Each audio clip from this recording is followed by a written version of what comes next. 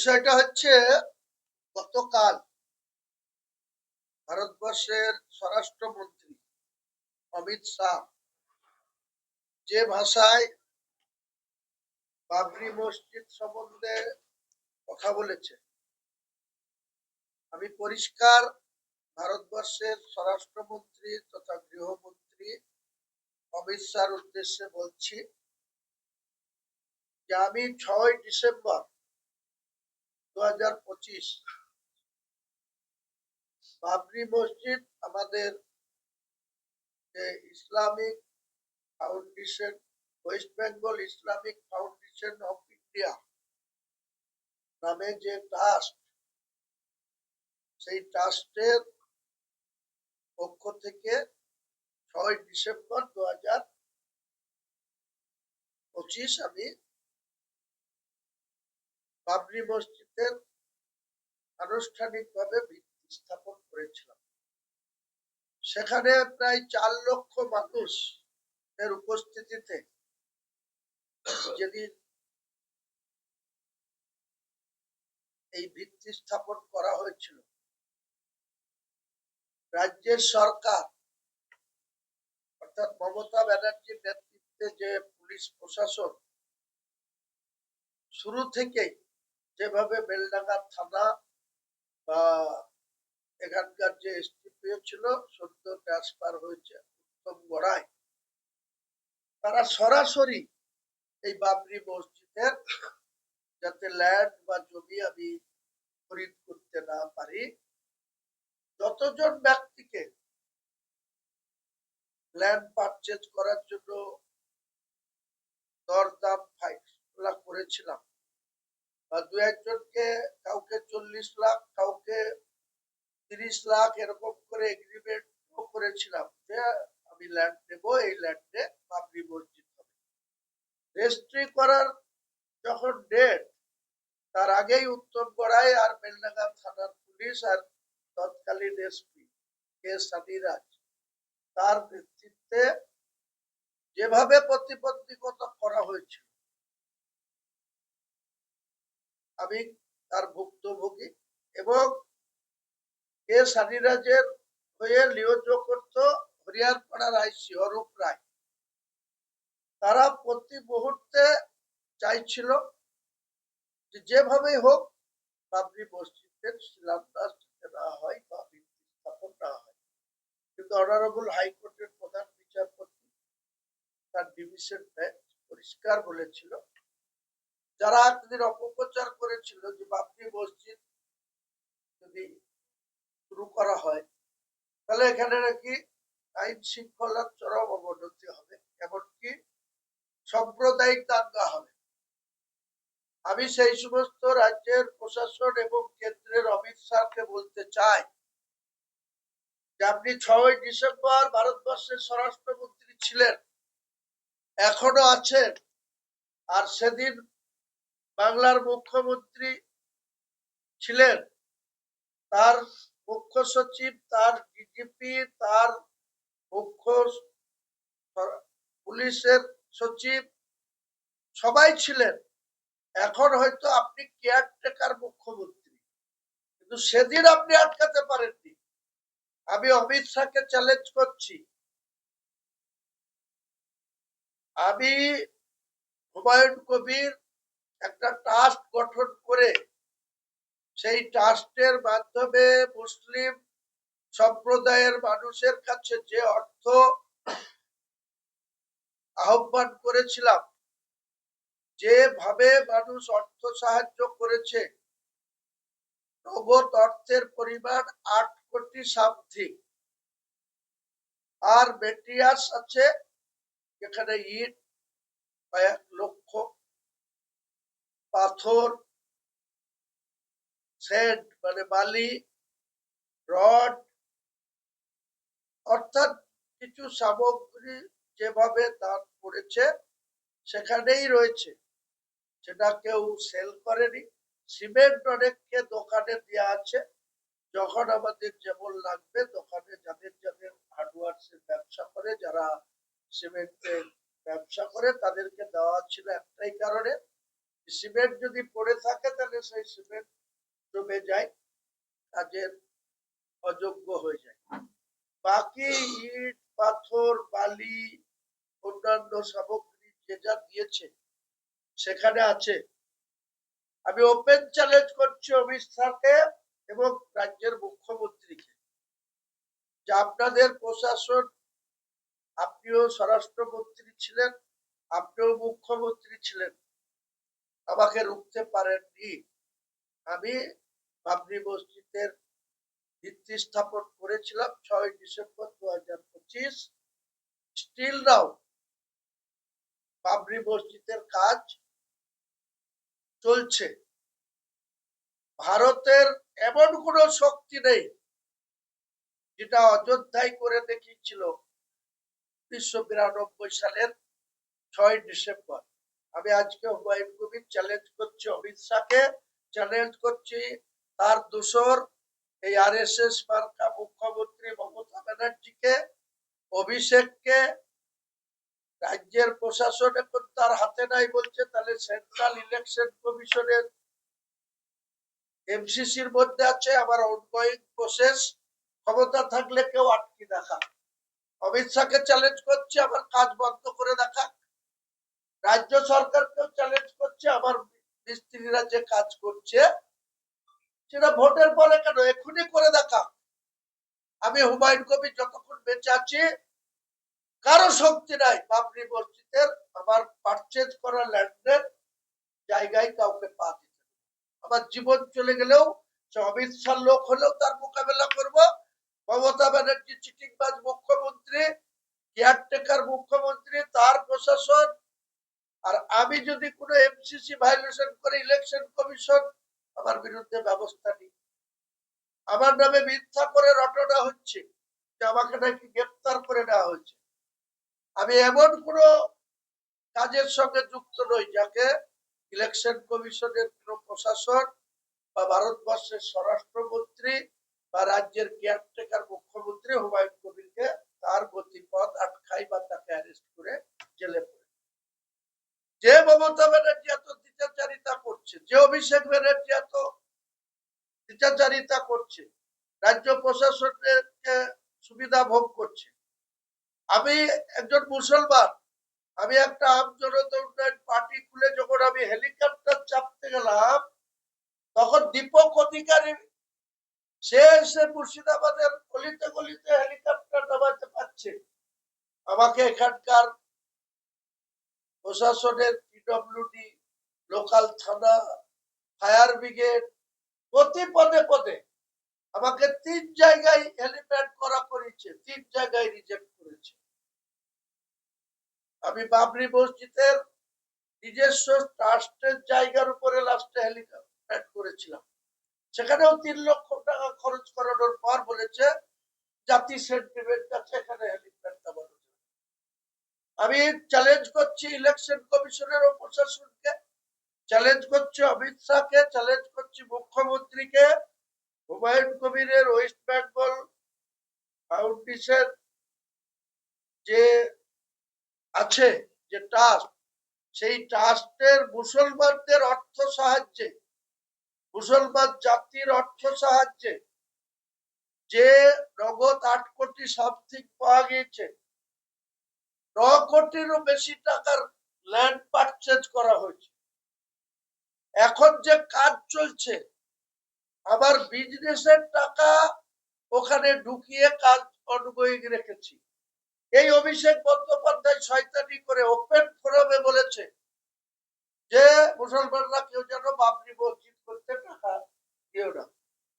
যখন কাজ শুরু হয়নি তখন আরেকজন বিধর্মী অমুসলিম অধীর চৌধুরী এরকম আঙুল তুলেছিল যে বাবরি মসজিদ এত ইট পড়ে আছে, দেখছি এত মেটেরিয়ালস আছে, বাবরি মসজিদের কাজ হচ্ছে কেন? অধীর চৌধুরীকে আমি বলেছিলাম অনেক বাজে ভাষায়, কারণ একটা বিল্ডিং করতে গেলে তার যে তার যে ল্যান্ডের যে আয়াত পরিবর্তন করা, অর্থাৎ বিউটিশন কনভার্সন করা, এবং সেটা অফিসিয়ালি একটা ডিপিআর তৈরি করা, যেটাকে ডিপিআর প্রজেক্ট তৈরি করে সেটাকে সরকারের জায়গায় অ্যাপ্রুভাল দিতে গেলে যারা পুলিশ দিয়ে আমাকে ল্যান্ড পারচেজ করতে দিচ্ছে না, আমি সেই সরকারি আধিকারিকদের কাছে আমি কোনো ডিপিআর অ্যাপ্রুভালের জন্য পাঠাইনি। আমার কয়েক লক্ষ টাকা খরচ হয়েছে। আমি যাদবপুর ইউনিভার্সিটির প্রাইভেট সংস্থার ইঞ্জিনিয়ারদের দিয়ে আমি সেই কাজ সম্পূর্ণ করেছি। যারা গায়ের কিছু লোক যে সমস্ত কিছু মুসলমানকে তৃণমূল কংগ্রেস ডাইরেক্ট উঠিয়ে বাবরি মসজিদ সম্বন্ধে অনেক বাজে কথা বলাচ্ছে, অনেক সস্তার ইউটিউবার হয়েছে, তারা ওখানে প্রতিদিন যেয়ে যেভাবে খবর করছে, প্রতিদিনের সকালবেলায় উঠে কে পায়খানায় গেল, কে বাথরুম করলো, এসবেরও বাবরি মসজিদ নিয়ে ডেলি বাই ডেলি খবর করছে। ওই জন্য আমি স্ট্রংলি বলেছি পুরো মিডিয়া সেলকে আমার জায়গায়, ট্রাস্টের জায়গায় আমি অ্যালাউ করবো না। আমার ট্রাস্টের জায়গায়, আমি ট্রাস্টের কর্ণধার, আমি রিজাইন দিয়ে দিচ্ছি। কারণ আমাকে ভোটের নিয়মে কন্টেস্টিং ক্যান্ডিডেট হতে গেলে আমার কোনো ট্রাস্ট বা কোনো সুবিধার জায়গায় থাকা যায় না। আমি যেদিন মনোনয়ন করেছি তার আগের দিন রিজাইন করে দিচ্ছি। আমাদের যে ট্রাস্টের প্রেসিডেন্ট ছিল সেও মুর্শিদাবাদ 64 ক্যান্ডিডেট ডাক্তার আবুল হাসনান, তাকেও রিজাইন করে দিচ্ছি। এর মধ্যে একজন ভুইফোড় ক্যাশিয়ার, যে ক্যাশিয়ারের কোনোদিন খোঁজ লাইনি, ক টাকা পেলাম আর ক টাকা কার জমি কিনতে গেলাম, যে জমির 5 লাখ টাকা কাটা সে 10 লাখ টাকা কাটা দাম নিচ্ছে। ক্যাশিয়ার তখন বাড়িতে ঘুমাচ্ছিল। এখন আবার সে সুমিত রায় তাকে ফোন করেছে, বাংলায় একটা কথা বললে যে বাবু বলে ভাইরা ভাই, আরে তোর শালির যে গুহা মেরে দিবে তার জন্য তোকে ভাইরা ভাই বলছি, তা তোর জাত মেরে দিবে। আমি তার বাজে ভাষায় বললাম না, এই মাইনুল তুই তো শুভেন্দুকে বাপ বলিস, তুই তো শুভেন্দুকে যে বাপ বলিস, শুভেন্দুর সাথে মাথা নাড়া করে এসছিস। শুভেন্দুর একটা আলাদা রোগ আছে, সেটা আমি জানি, আজকে প্রকাশ করবো না, পরে করবো। লোকে তো মেয়ে ছেলের সাথে প্রেম করে, শুভেন্দু বেটা ছেলের সাথে করে, সমগামী প্রেম করে। তা তুই তো তার বাড়িতে গিয়ে মাথা নাড়া করে এসছিস। তুই আবার সুমিত রায়ের ফোন পেয়ে তুই আঙুল ফুলে কলা গাছ। তোদের জবাব আমি চোখা বের পরে সবার জবাব দিব, একে একে সবার জবাব দিব। তোদের কত রকম তোরা চালাকি শিখেছিস, তার চালাকির জবাব হুমায়ুন কবির একাই কাফি। মমতা ব্যানার্জি যেমন নিজে হেরে শুভেন্দুর কাছে, আমাদের সিগনেচারে পরিষদীয় নেত্রী হয়ে আবার শপথ নিয়েছিল 5 তারিখে 2021 সালে। সেই নির্লজ্জ মমতা ব্যানার্জি আমাদের সিগনেচারে পরিষদীয় নেত্রী হয়ে পরে জিতেছে। কিন্তু প্রথমে তো আমাদের সই লেগেছিল, সে আমাদেরকে প্রকাশ্য বলে আমি একাই 100। আমি আজকে মমতা ব্যানার্জিকে আর অমিত শাহকে দুজনকে বলছি হুমায়ুন কবির একাই 100। হুমায়ুন কবির যতক্ষণ জিন্দগিতে আছে, বেঁচে আছে, আমি অমিত শাহকেও চ্যালেঞ্জ করছি আর মমতাকেও চ্যালেঞ্জ করছি। আমার ট্রাস্টের 13 বিঘি জায়গাতে তোমার কত শক্তি আছে পা দিয়ে দেখাও। এক এক জোড়াকে যদি ওইখানে লাশ না করে দিই, ওইখানে যদি কবর না দিই, আমি হুমায়ুন কবির কবরে যাওয়ার আগে 50টা কবর ওইখানে দেব। তারপরে ওখানে নাই বাবরি মসজিদ বাদ দিয়ে একটা সমাধি স্থল হবে। যেমন গির্জা থাকে, আমাদের কবরস্থান থাকে, চার্চের অনেক কবরস্থান থাকে, এই ভূখণ্ডতে আছে। এই কৃষ্ণনগরে যান, কৃষ্ণনগরের রেল লাইন দিয়ে যারা যায় দেখেন কত সমাধি আছে। তো এই বাবরি মসজিদ যদি না করতে পারি, তাহলে বাবরি মসজিদে যারা বাধা দিতে আসবে তাদের 200 জনের সমাধি স্থল করে দেবো। আমি হুমায়ুন কবির দাঁড়িয়েছি, আমি চ্যালেঞ্জ করছি অমিত শাহকে, আমি চ্যালেঞ্জ করছি মমতাকে। মুসলমানদেরকে উস্কানো মমতা ব্যানার্জি, মুসলমান তোমার 7 গোষ্ঠীর খাটাস হয়, তুমি মুসলমানকে দিয়ে বিজেপিকে আটকাবা। তোমার শক্তি থাকে তো 200টা সিট আছে হিন্দু মেজরিটি, প্রায় 82 থেকে 100% মেজরিটি হিন্দু সিট আছে। তার মধ্যে তুমি এত মন্দির করে বেড়াচ্ছ, তুমি জিতো না, হিন্দুদের ভোটে জিতে তুমি বিজেপিকে আটকাও। মুসলমানদেরকে শুধু উস্কাবা, 3 বার মুসলমানদের ভোট দিয়ে মুখ্যমন্ত্রী হয়ে চালাকি করবা, এই চালাকি 4 মে চ্যালেঞ্জ থাকলো, অমিত শাহ ক্ষমতা থাকে তো অমিত শাহ মেজরিটি করে দেখাক, আর মমতা ব্যানার্জির ক্ষমতা থাকে তো 3বারের মুখ্যমন্ত্রী, সে 4 মে মুসলমানরা আজকে 100 মুসলমানের মধ্যে গোটা পশ্চিম বাংলায় কিছু দাড়িওয়ালাকে কিছু টুপিওয়ালাকে নামিয়েছে, আমার বিরুদ্ধে ডাইরেক্ট কেস করছে, অনেক বাজে বাজে কথা বলছে। এই দাড়িওয়ালা যে কটা করছে, এই দাড়িওয়ালাকেও আমি যদি বেঁচে থাকি, যে কটা আমার বিরুদ্ধে আজে বাজে কথা বলছে, কেউ আমার বিরুদ্ধে যেভাবে গালিগালাজ দিচ্ছে, আমি আল্লাহকে বড় করে বলছি, আল্লাহকে কসম করে বলছি, আমি যদি বেঁচে থাকি এদেরও আমি জ্যান্ত পুঁতবো, জ্যান্ত কবর দিব। কোন বাপ আছে তোদের আটকে লাই? তোর কোন অভিষেক বাপ আছে? তোর কোন মমতা ব্যানার্জি, তোর বাপের সাথে কি সম্পর্ক আছে তোদের দেখাবো। এই কয়েকটা দাড়িওয়ালাকেও দেখাবো, কয়েকটা টুপিওয়ালাকেও দেখাবো, আর কয়েকজন যারা উল্টো পাল্টা ভাষায় হুমায়ুন কবিরকে গাল দিচ্ছে। আমি হুমায়ুন কবির বেঁচে যতক্ষণ আছি, আমার লাশ পড়ার আগে 100 লাশ কবরস্থ করব, তারপরে হুমায়ুন কবিরের কবরস্থ হবে। আমি চ্যালেঞ্জ থাকবো, আমি অমিত শাহকেও চ্যালেঞ্জ করছি, মমতাকেও চ্যালেঞ্জ করছি। এদের সঙ্গে কি সম্পর্ক আছে আমি অনেক প্রমাণ দিয়েছি।